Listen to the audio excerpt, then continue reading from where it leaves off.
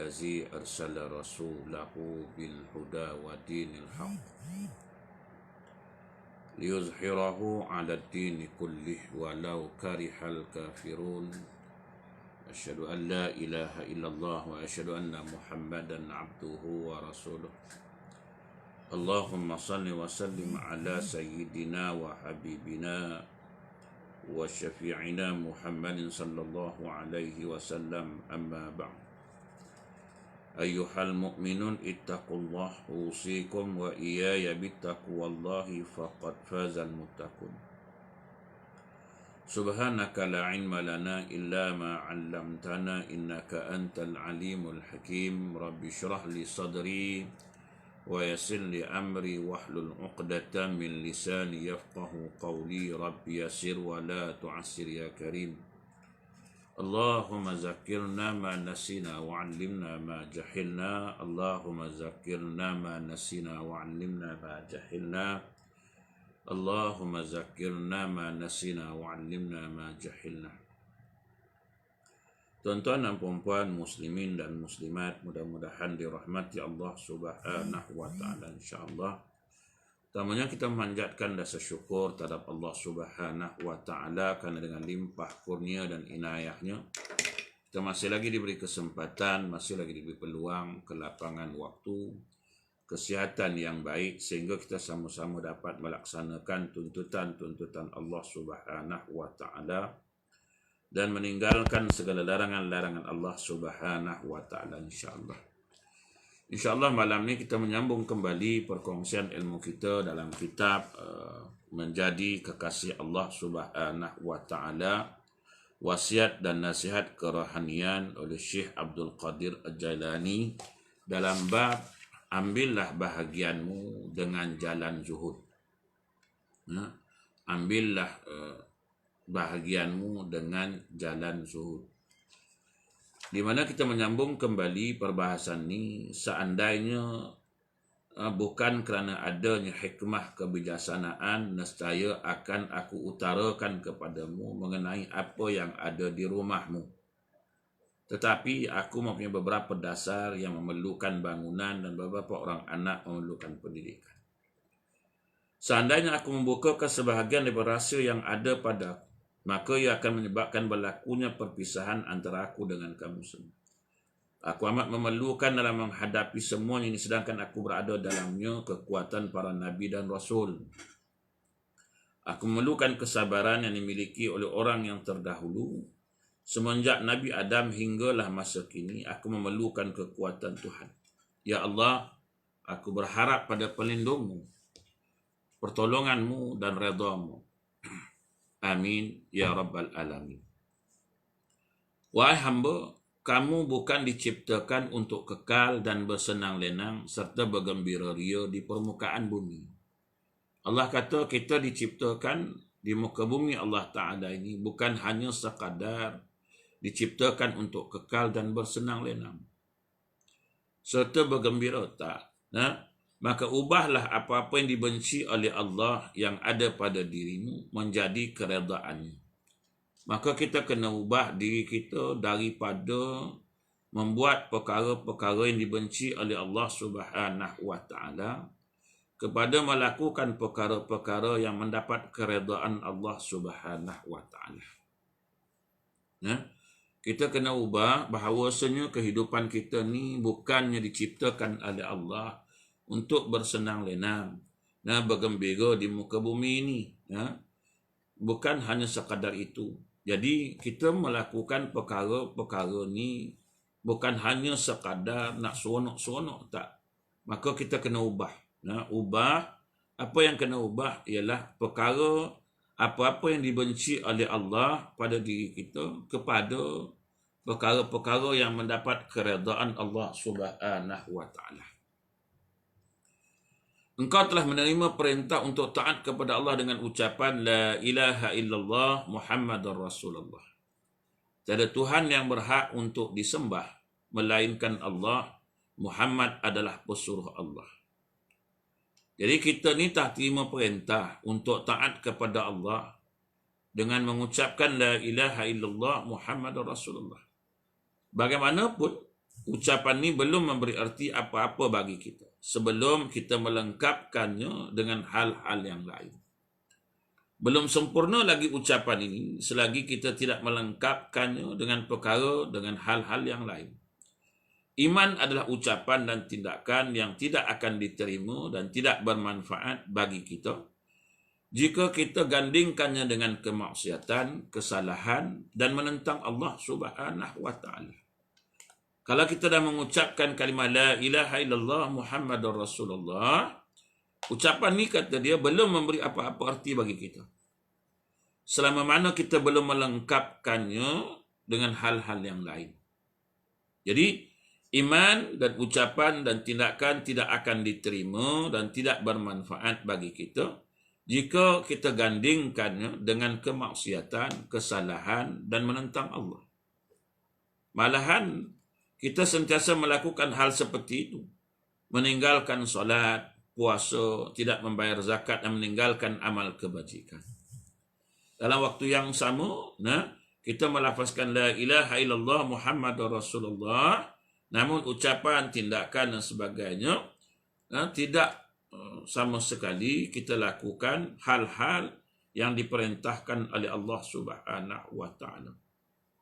Ucapan ini dia kata tidak akan diterima dan tak ada manfaat jika digandingkan dengan perkara maksiat dan kesalahan dan menentang Allah.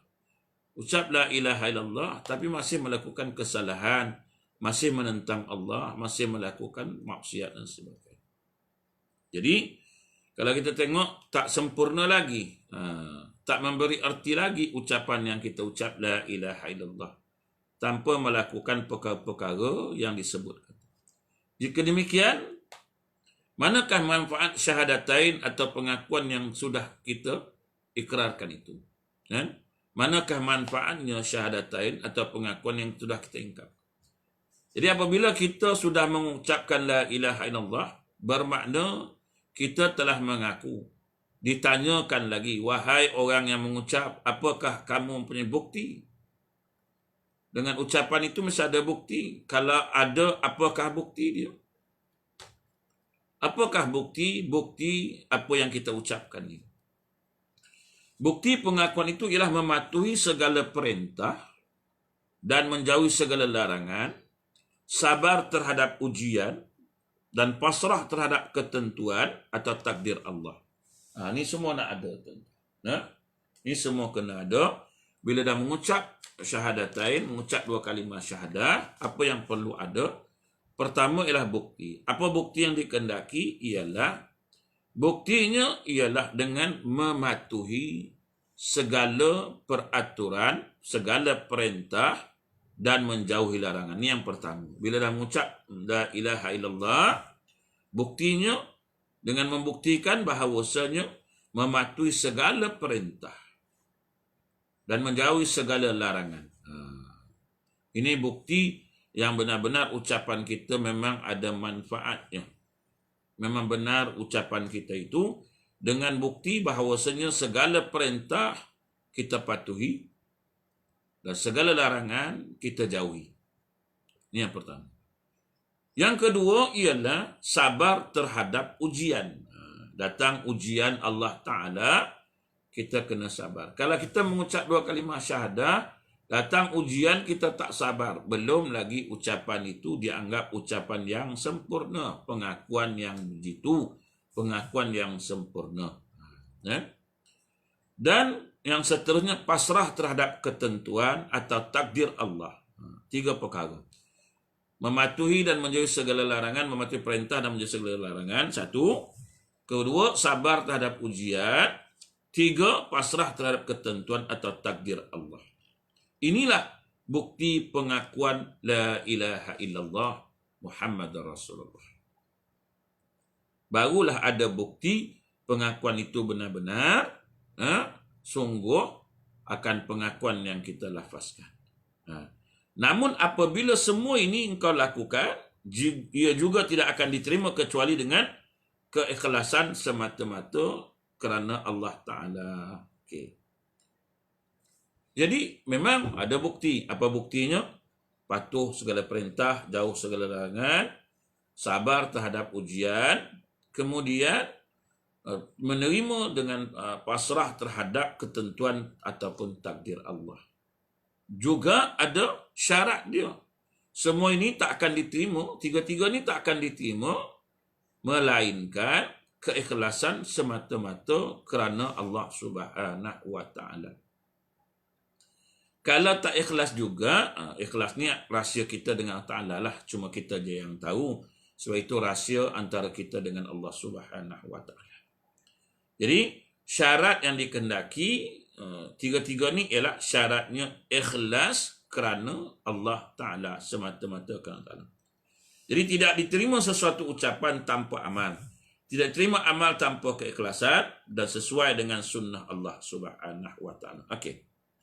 Maka ulama kata tidak diterima suatu ucapan. Tidak diterima ucapan itu tanpa ada amal. Tunduk patuh pada Ta'ala tapi tak beramal pun. Tanpa tidak diterima satu ucapan kita tanpa ada amalan. La ilaha illallah tapi tak ada amalan. Kemudian pula dah beramal tapi tak diterima amal tanpa keikhlasan. Ini syarat. Sebab itu dia berangkai, tuan-tuan. Kita dah lafazkan, mesti ada pembuktian. Mesti ada pembuktian. Pembuktian itu dengan amalan lah. Kita dah beramal pula, mesti dibuktikan amalan kita itu ikhlas semata-mata kerana Allah Subhanahu wa Ta'ala, bukan kerana yang lain. Ini syarat kita melafazkan la ilaha illallah Muhammadur Rasulullah. Jadi beri kelapanganlah orang-orang miskin dengan kesebahagian hartamu. Jadi beri kelapanganlah orang-orang miskin dengan sebahagian hartamu. Janganlah kamu menolak orang-orang yang minta ketika kamu mampu memberinya sesuatu. Jadi ada orang minta kat kita sedangkan kita mampu. Kita mampu memberinya tapi kita tak bagi. Janganlah kamu menolak orang-orang meminta ketika kamu mampu memberinya sesuatu. Wa anfiqu fi sabilillah. Belanjakanlah harta kamu pada jalan Allah Ta'ala. Allah Ta'ala kata berikanlah sebahagian dari harta-harta kamu. Belanjakan. Pada siapa? Ya, pada orang-orang yang miskin dan sebagainya.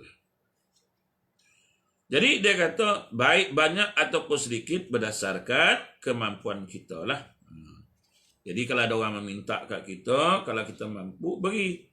Tak banyak ke sedikit ke, tak kisahlah banyak ataupun sedikit. Sebab kita berkemampuan untuk memberi. Tapi kadang-kadang kita mampu memberi tapi kita tak memberi. Macam-macam bisikan, entah dia tipu kita dan sebagainya. Ya, kita memberi kerana Allah Subhanahu wa Ta'ala. Tipu tak tipu itu hak mereka. Lantak dia lah. Yang penting aku beri ni ikhlas hanya semata-mata kerana Allah. Kerana aku fikir yang kau ni memerlukan sehingga kau meminta, aku memberi. Jadi pemberian itu aku berikan kerana Allah Subhanahu wa Ta'ala. Aku tak fikirlah apa pun yang kau buat selepas itu. Kan? Jadi kadang-kadang kita tak bagi tapi kita buruk sangka kadang-kadang. Entah-entah dia tipu kita. Entah-entah ada buruk sangka terhadap orang lain. Jadi lakukanlah sifat suka memberi kerana perbuatan itu amat dicintai oleh Allah Ta'ala. Kalau kita nak dicintai oleh Allah Ta'ala, maka kenalah ada sifat suka memberi.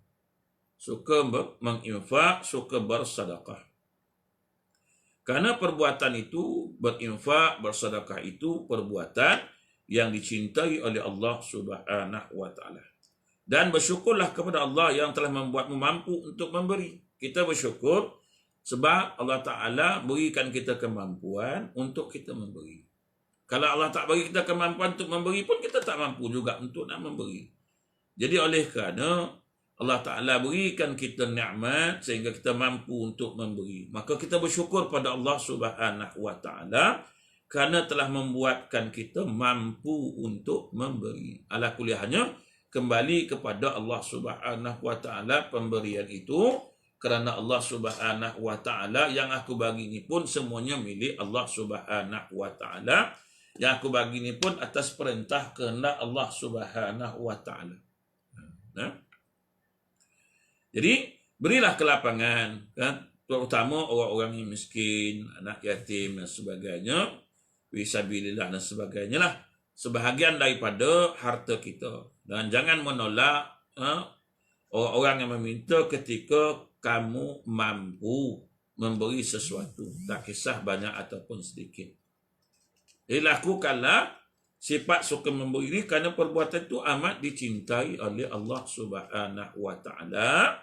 Bersyukur pada Taala kerana apa? Kerana Dia yang memberikan kemampuan untuk kita memberi. Celakalah engkau jika yang meminta itu merupakan hadiah dari Allah untukmu, sedangkan kamu mampu untuk memberi. Sampaikan dikatakan celakalah engkau jika yang meminta itu merupakan hadiah dari Allah Ta'ala untuk. Allah Ta'ala hantarkan orang yang tak mampu ni meminta kepada kita, sedangkan kita mampu untuk memberi, tapi kita tak memberi. Rugilah kita, celakalah kita. Jadi disebutkan celaka dan rugilah kita, sedangkan kita mampu memberi, sedangkan Allah Ta'ala bagi hadiah kat kita, mendatangkan orang yang tak mampu meminta kepada kita, tiba-tiba kita tidak memberi. Rugilah kita, celakalah kita, kata dia. Bagaimana kamu boleh menolak hadiah yang diberikan oleh pemberinya, sementara engkau merengek dan menangis memohon kurnianya? Bagaimana kamu boleh menolak hadiah yang diberikan oleh pemberi? Siapa yang beri hadiah tadi? Allah Ta'ala hantar. Apa hadiah yang dibagikan? Dia datangkan kepada kita orang yang meminta kepada kita, orang yang memerlukan, yang susah datang meminta kepada kita. Tiba-tiba kita mampu, kita tak memberinya. Kita mengharapkan kepada Allah Ta'ala.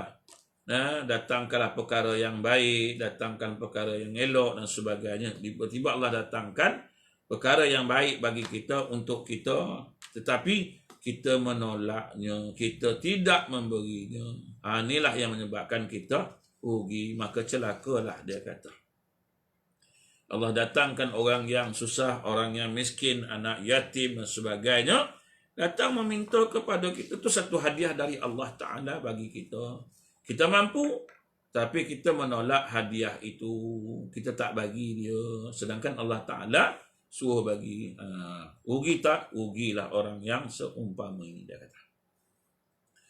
Kemudian, apabila datang seorang peminta-minta dan ternyata hatimu sedang keras untuk memberinya, bermakna bahawa tangis dan rengekanmu itu tidak ikhlas kepada Allah Subhanahu wa Ta'ala. Engkau minta kepada Allah Ta'ala hadiah, tetapi hatimu keras, tidak mau sama sekali memberi juga, maka kamu tidak ikhlas minta kepada Allah Subhanahu wa Ta'ala. Kamu dianggap, dia kata, tidak ikhlas kepada Allah Ta'ala. Kamu minta macam-macam pada Allah Ta'ala yang baik. Baik ke orang datang meminta ni? Allah Ta'ala berfirman dalam suratul Baqarah ayat 216. Asa an taqrahu syai'an wa huwa khairul lakum. Wa asa an tuhibbu syai'an wa huwa syarrul lakum. Kadang-kadang kita minta yang baik, tapi sebenarnya itu benda yang baik kita nampak tak baik, tapi bagi Allah itulah yang terbaik bagi kita. Jadi dia hantarlah orang yang meminta-minta kepada kita, sebab dia tahu kita mampu, dia yang memberikan kemampuan untuk memberi. Dia tahu kita, Allah Ta'ala Maha mengetahui, dia dah bagi kita kemampuan untuk memberi. Dia datangkan hadiah untuk kita, agar kita dapat memberi apa yang ada pada kita ni. Sebab Allah Ta'ala kata, aku dah bagi kau kemampuan, kebaikan, aku datangkan hadiah. Tiba-tiba kita tidak memberinya. Maka ini dikatakan kita tidak ikhlas kepada Allah Subhanahu wa Ta'ala. Jadi, bagiku dia kata, ringitkan pertama dilakukan dengan batin, lalu dengan hati, kemudian dengan anggota badan di dalam kebaikan. Merayu, minta pada Allah Ta'ala, hidup senang. Nanti kalau dah senang, aku nak bantu orang, tiba-tiba Allah datangkan orang yang untuk kita bantu, tapi kita tak bantu. Maka ini tidak ikhlas kepada Allah Subhanahu wa Ta'ala. Jadi tuan-tuan muslimin dan muslimat, ingat, apa yang didatangkan oleh Allah Ta'ala itu kadang-kadang kita rasa tak baik, tapi di sisi Allah Ta'ala itu yang terbaik bagi kita. Jadi kita jangan menafikan kebaikan yang diberikan oleh Allah Ta'ala kepada kita. Kena ingat, semua itu adalah pemberian Allah Subhanahu wa taala.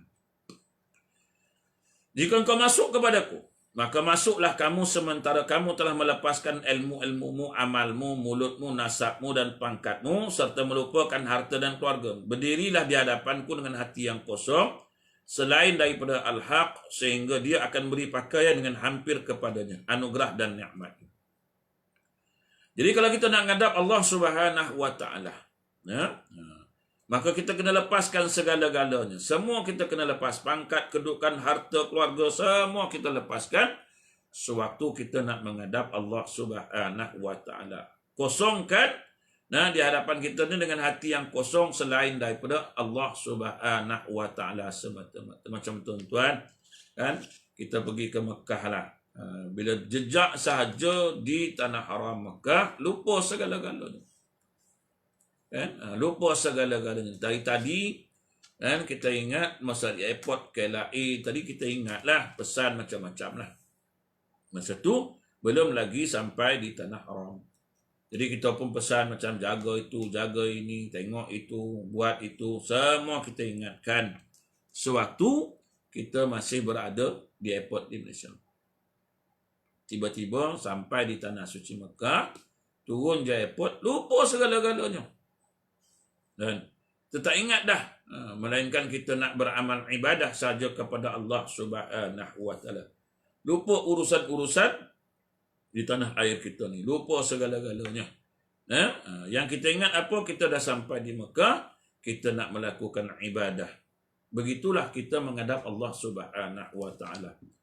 Tinggalkan bermula saja angkat takbiratul ihram, Allahu akbar, lupa segala-galanya, melainkan hanya ingat Allah Subhanahu wa taala. Tapi kalau kita bawa juga sewaktu mengangkat takbiratul ihram, Allahu akbar, ingat macam-macam sampai lupa Allah taala, ini yang disebut oleh Allah taala fawailul lil musallin. Neraka wil, celakalah bagi orang yang salat tapi lalai ingat Allah Subhanahu wa taala. Okey. Jadi kita kena tinggalkan semua-semua itu, hanyalah yang kita ingat Allah Ta'ala, sehingga Allah Ta'ala memberikan anugerah, menghampirkan dirinya, memberi nikmat kepada kita. Dia akan memberikan pakaian dengan hampirnya kepada kita. Dengan pakaian, memberi pakaian dengan hampirnya kepadanya, anugerah dan nikmat dia. Sewaktu kita menghadap Allah Ta'ala, lupa segala-galanya, melainkan yang kita ingat hanyalah Allah Subhanahu wa taala. Waktu itu Allah Taala anugerahkan kat kita nikmat. Nikmat apa? Nikmat hampirnya Allah Taala dengan kita sewaktu kita menghadap dia. Maka kita mintalah bermacam-macam minta, mengadulah, bercakaplah dengan Allah apa yang kita nak cakap, apa yang kita nak ngadu dan sebagainya. Jadi apabila engkau mengamalkan ini, ketika masuk kepadaku, maka engkau tidak ubahnya bagaikan seekor burung yang pergi pada waktu pagi dengan perut kosong, pulang ke sarangnya pada waktu petang dengan perut yang kenyang. Kita tengok burung kan, terbang, tak ada tempat yang dituju, tapi balik alhamdulillah perut kenyang. Keluar tak tahu ke mana-mana, balik perut kenyang. Pergi perut kosong, pulang ke sarang pada waktu petang dengan perut yang kenyang. Cahaya hati adalah dari cahaya Allah. Oleh demikian, maka Rasulullah SAW bersabda, Ittaqu firasatal mu'mini fa innahu yanzuru binurillahi azza wa jalla. Takutlah engkau akan firasat orang mukmin, kerana sungguhnya ia melihat dengan nur Allah azza wa jalla. Wahai orang yang fasik, takutlah kamu kepada orang mukmin dan janganlah kamu masuk kepada sedangkan diri dan jiwamu berlumuran najis kemaksiatan, kerana orang mukmin itu melihat dengan cahaya Allah akan segala sesuatu yang ada dalam dirimu dan apa yang engkau lakukan. Ini kalau kita tengok, kadang-kadang kita jumpa orang-orang yang macam inilah. Orang-orang yang firasatnya hebat, tuan-tuan, sampaikan dia tahu kita ni ahlul maksiat. Kita tengok, dia tengok kita ni Allahu Akbar kan, jiwa yang penuh dengan dosa, dengan kemaksiatan. Jadi tuan-tuan, takutlah kamu pada orang mukmin, orang beriman, janganlah kamu masuk kepadanya sedangkan diri jiwa kamu berlumuran najis kemaksiatan, karena orang mukmin itu melihat dengan cahaya Allah kalau segala sesuatu yang ada dalam dirimu dan apa yang kau lakukan. Kemudian dia kata, mukmin itu melihat kesyirikan dan kemunafikan. Melihat perbuatan yang engkau sembunyikan dalam baju. Ia melihat keburukanmu, kesombonganmu, kekejian perbuatan. Barang siapa yang tidak melihat keuntungan, maka ia tidak beruntung. Engkau adalah orang yang bodoh dan bergaul dengan orang-orang yang bodoh. Ada orang bertanya, sampai bilakah kebutaan itu? Maka yang jawab, sampai kamu pergi menemui seorang tabib dan kamu berbantal di rumahnya, kamu bersangka baik kepadanya, kamu hilangkan tuduhan kepadanya dari hatimu, kamu ambil anak-anakmu, kamu duduk di pintunya, kemudian kamu bersabar atas proses pengobatan yang dilakukan terhadapmu. Kita kena pergi, jumpalah tabib. Jumpa siapa? Jumpa orang yang faham bidang-bidang ini. Kita pergilah jumpa alim ulama, duduklah dengan mereka, belajarlah dengan mereka, bersabar atas proses pengobatan yang dilakukan terhadap kita. Apa yang nak diubatkan? Jiwa kita yang telah kotor, jiwa kita yang telah rosak. Nah, kebodohan kita, kejahilan kita ini, nah, nak diperbaiki kembali, nak dibetulkan, nak diubatkan. Jadi, kita ni kadang-kadang tak nak pergi pada tempat-tempat pergi berubat. Kita sakit zahir ni cepatlah kita berubat. Kan? Sakit zahir ni kita lajulah berubat. Demam je cepat-cepat. Pergi jumpa batuk, sesemua cepat-cepatlah. Kan? Tapi kalau hati yang sakit, sebab hati yang sakit ni tak terasa, tuan-tuan. Kan? Hati yang sakit ni kita tak terasa. Tapi kalau perut sakit, semua tu terasa. Telinga, gigi sakit, semua terasa. Tapi hati yang sakit ni tak ada siapa yang terasa. Hati dia sakit, rasa hati okey je tengok kan. Tapi hati dia sakit. So, bila dah sakit, timbullah macam-macam penyakit-penyakit yang lain yang memudaratkan kita. Jadi, bagaimana nak ubat dia? Pergilah kita menemui tabib. Siapa tabib ni? Para alim ulama. Duduklah menghadap mereka. Duduklah dalam majlis-majlis mereka. Sehingga akan membersihkan, mengelokkan kembali hati-hati kita ni. Ketika itu hilanglah kebutaan daripada kedua-dua belah mata. Berhina dirilah kamu kepada Allah. Semoga Allah memenuhi semua keperluan. Janganlah engkau hitung-hitung kerugian amal yang engkau lakukan kerananya. Tutuplah pintu semua makhluk dan bukalah pintu antara engkau dengan dia, dengan Allah Subhanahu wa taala. Tinggalkanlah, dia kata, makhluk ini. Bukalah pintu antara engkau dengan Allah Ta'ala. Akuilah semua dosa-dosa dan kesalahan kita, serta kemukakanlah alasan dari kesalahan dan kelalaian kita. Ngaku dengan Allah, bertaubat kepada Allah. Ngaku kita ni memang bersalah. Rabbana zalamna anfusana wa illam taghfir lana wa tarhamna lanakunanna minal khasirin. Ngaku yang kita ni banyak dosa, kita ni banyak buat salah dengan Allah Subhanahu wa taala. Kita bertaubat, minta ampun pada Allah Subhanahu wa taala dan meninggalkan perbuatan-perbuatan itu. Sementara itu yakinlah engkau bahawa tiada yang memberi manfaat maupun mudarat, tiada memberi dan tiada pula yang mencegahnya kecuali Dia. Semua ni hak milik Allah Ta'ala. Dia yang memberi, Dia yang mencegah dia. Pada saat itu hilanglah kebutaan mata hatimu dan tergeraklah mata dan mata hatimu. Jadi kalau kita ingat ini, semua ini dari Allah Ta'ala. Tak ada siapa boleh memudarat, tak ada siapa boleh memberi manfaat, melainkan Allah Subhanahu wa Ta'ala. Pada saat itu, hilanglah kebutaan mata hatimu dan tergeraklah mata dan mata hatimu. Wahai hamba, dia kata, kedudukan itu tidak ditentukan oleh kekasaran pakaian dan makanan. Ia ditentukan oleh kezuhudan hatimu. Yang pertama sekali dipakai oleh orang yang jujur dalam berpakaian adalah bulu, suf. Lambang kebersihan batin yang terlihat pada zahir. Apa maksud dia? Kedudukan itu tidak ditentukan oleh kekasaran pakaian dan makanan. Ia ditentukan oleh kezuhudan hati. Zuhud ni tuan-tuan bukanlah tolak dunia. Tak. Ambil mana yang perlu.